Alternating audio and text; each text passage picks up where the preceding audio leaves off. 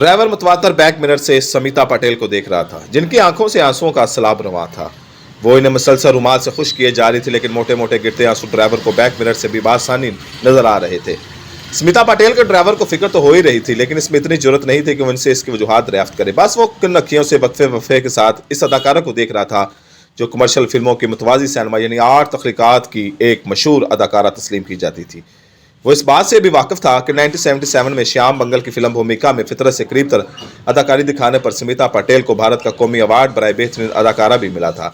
यही नहीं, इस अवार्ड के 4 साल बाद ही वो एक और आर्ट फिल्म चक्रा में गैर मामूली अदाकारी पर फिर से कौमी अवार्ड बराए बेहतरीन अदाकारा की हकदार ठहरी थी। और इन दिनों वो पहली बार हदायतकार प्रकाश मेहरा की कमर्शियल फिल्म नमक हलाल में अदाकारी के जौहर दिखा रही थी, जिसके लिए उन्होंने बड़ी सोच विचार के बाद हाँ की थी।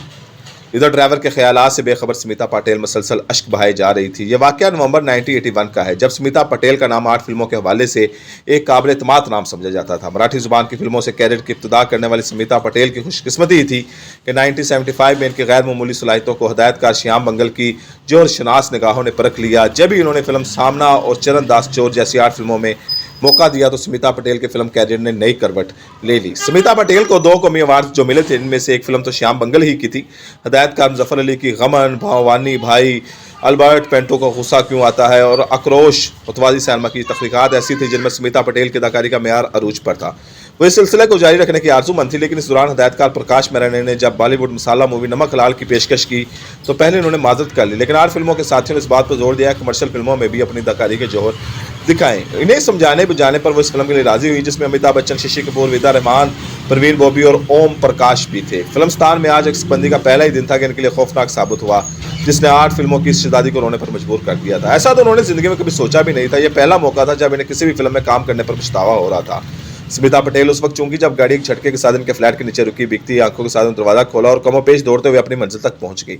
उधर ड्राइवर इन्हें जाता हुआ देख रहा था। अब तक हैरत और तजस्सुस के समुद्र में गोते लगा रहा था कि न जाने मैडम को हुआ क्या है। वो इस बात से बखूबी वाकिफ था कि किसी में इतनी हिम्मत नहीं कि वो मैडम से कोई नाजेबा हरकत कर सके, फिर वो आखिर रो क्यों नहीं है, यही सवाल इसके जहन में खुलबुला रहा। दूसरी जानिब स्मिता पटेल अपने कमरे में आने के बाद बिस्तर पर गिर गिर कर फूट फूट कर रो रही थी। आंसुओं के तूफान पर बंद नहीं बांध रहा था कि फिल्म के इब्तिदाई नाज़र को लेकर वो मुसलसल रोई जा रही थी। वही कुछ यूँ था कि जिसका आर्ट फिल्मों की शोहरा फाक अदाकारा के लिए तो वाकई अजीब था। नमक हलाल के लिए इन पर फिल्माया गया गीत आज रपट जाए, जिसमें मसनूई बारिश के साथ भीगती साड़ी में स्मिता पटेल को रक्स करते हुए अदाएं दिखाना थी। गीत तो जैसे तैसे अक्स बंद हो गया, लेकिन इन लम्हात में स्मिता पटेल अपने आप को कोस रही थी।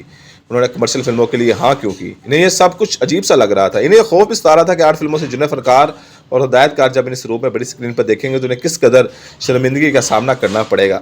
कैसे वो इन बड़ी शख्सियात के चुपते सवालों का तसल्ली बख्श जवाब देंगे, कितने एतराज़ात होंगे। ये सवाल भी दागा जाएगा कि आर्ट फिल्मों के अदाकारा ने कमर्शियल फिल्मों में काम के शौक और भूख के हाथों अखलाकियात को रोन डाला। इन्हें तो इस वक्त भी अजीब लगा था जब चारों तरफ से इन पर पानी की बरसात हुई और डांस डायरेक्टर सिनेमाटोग्राफर से इनके जिस्म के हर जाविये को अक्स बंदे करने का कहा। यही वो ख्यालात थे जिनकी वजह से स्मिता पटेल ज़ारो कुतार रो रही थी। शौक व शंक गीत होने के बावजूद कैमरा ऑफ होने पर वो उदास, फिक्रमंद और इस तरह भी कैफियत से दुचार थी।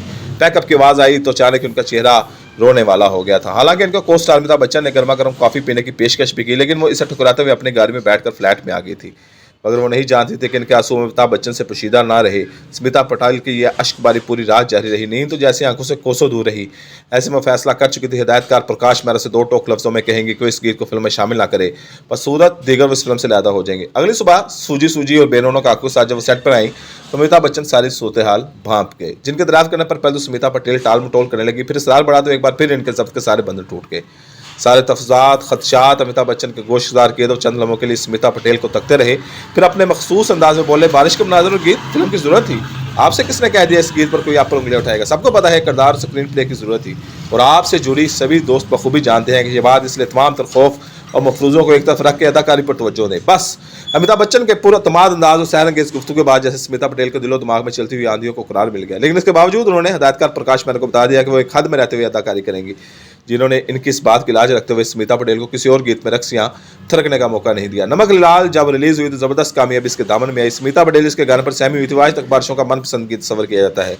ये बात भी दिलचस्पी से खाली नहीं कि 1982 में यही स्मिता पटेल की बाजार बदले की आग, दिलनदान, शक्ति, अर्थ सितम, दर्द का रिश्ता और भीगी पलकें जैसी फिल्में एक के बाद एक नुमाइश पजीर हुई। इनमें जहां कमर्शियल फिल्में थी वहीं आर्ट भी। स्मिता पटेल ने बाद की फिल्मों में कमर्शियल फिल्मों में रक्स के जलवे भी लुटाए, लेकिन वो फिर से वो सब कुछ ना कर सकी जो नमक हलाल के गीत में होशरबा अंदाज में किया था। अगर उसने अमिताभ बच्चन स्मिता पटेल के कैफे से बेखबर रहते तो मुमकिन था कि स्मिता पटेल का कमर्शियल फिल्मों का सफर शुरू होने से पहले ही खत्म हो जाता।